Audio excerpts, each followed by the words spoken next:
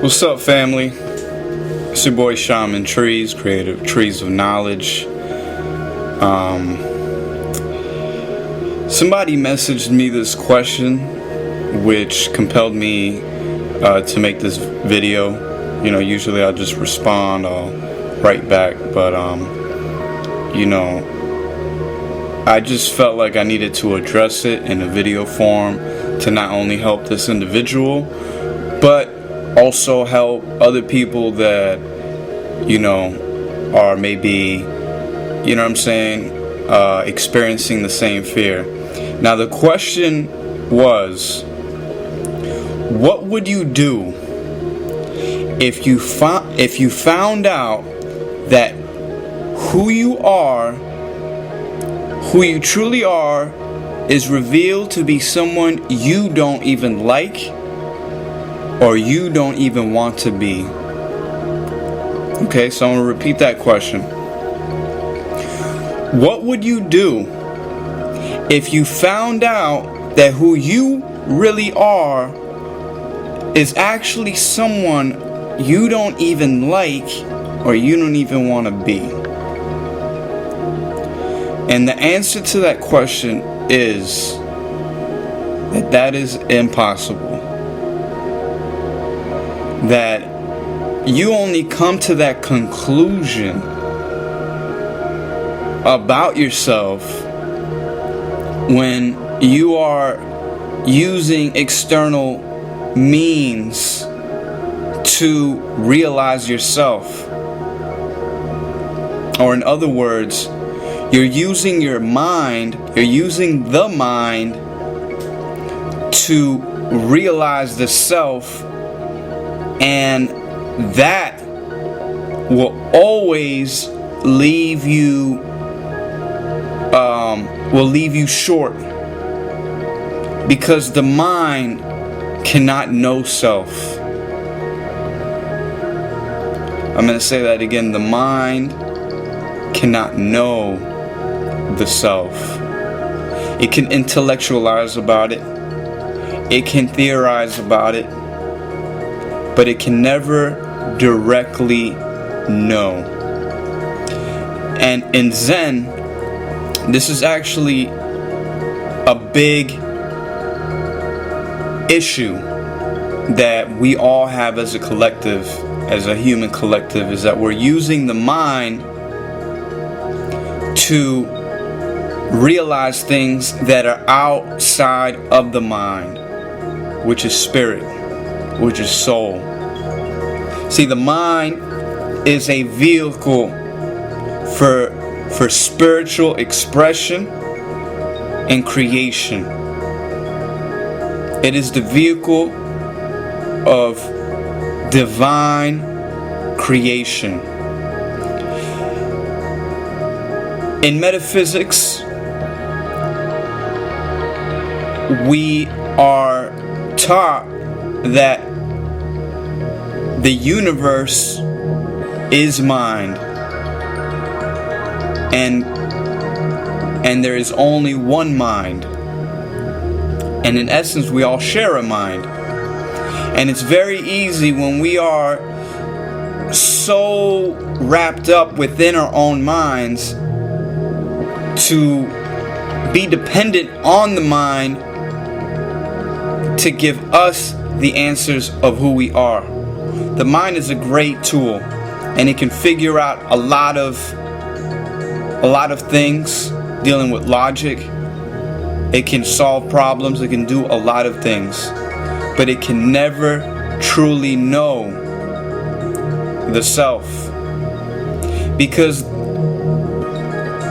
the essence of who you are cannot be experienced through an intermediary force or intermediary vehicle.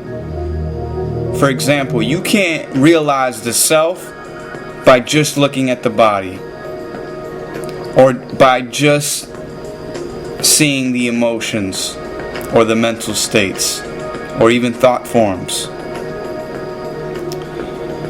So in essence, going back to the question, who you are is the greatest mystery, and yet it's the most beautiful thing in the universe. It is what makes life worth living. It's the discovery of self. And when you discover the true self, when you go beyond intellectualizing about it and trying to figure out who I am,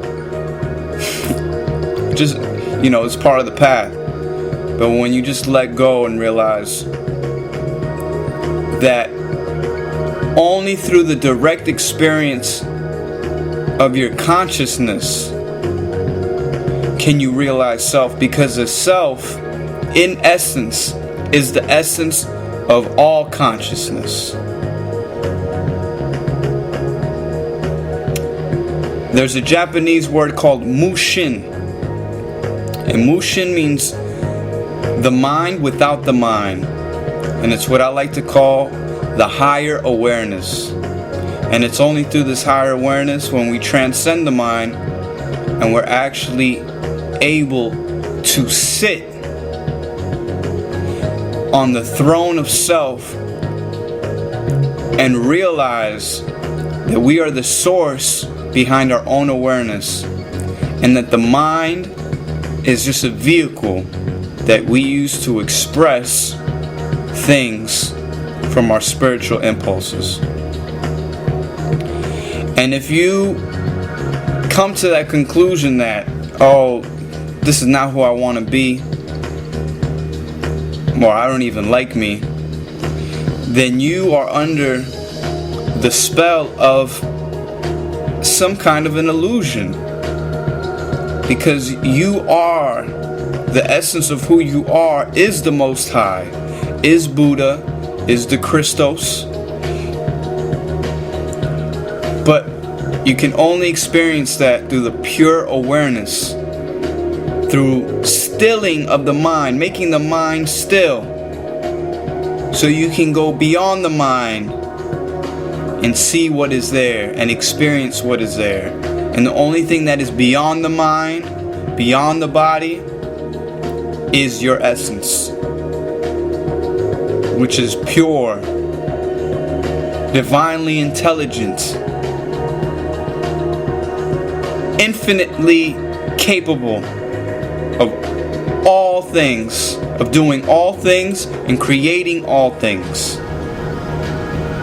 So if you're infinitely capable of creating all things, expressing all things, and doing all things, then that little part that you're identifying with, that you don't even like about yourself, is actually a fraction of who you are.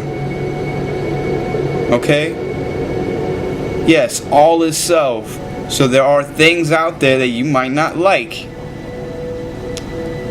But again, you have to ask yourself,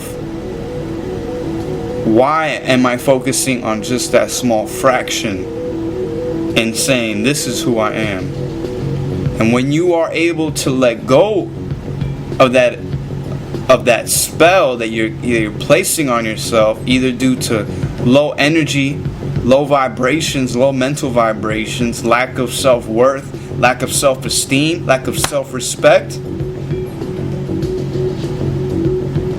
then you will always identify with 1% of 1% of who you are. So don't fall for mental traps. And the biggest mental trap is using the mind to figure out something that is beyond the mind. So I'll leave you with this. In order to realize self, you must go deep within and disidentify from all forms, because your essence is formless. It's eternal. It cannot die, and it cannot be birthed. Your true essence is what existed before this body, before this vehicle, before this avatar. So go beyond this and go beyond your mind and let go of identifying with every thought form in your mind, good or bad. If it's positive, you can't identify with it either. You have to just look at it as expressions, because every thought you have and every feeling you have, every human being is going to have. We all share the same thoughts and feelings, just like colors on a palette. Green ain't proprietary to just you. Green is everybody. Just like anger ain't proprietary to just you. Anger is, we all share these things. So once you understand that, you can let go and see what else, what is left. When you identify with all forms, what is left. And that's the journey. Peace.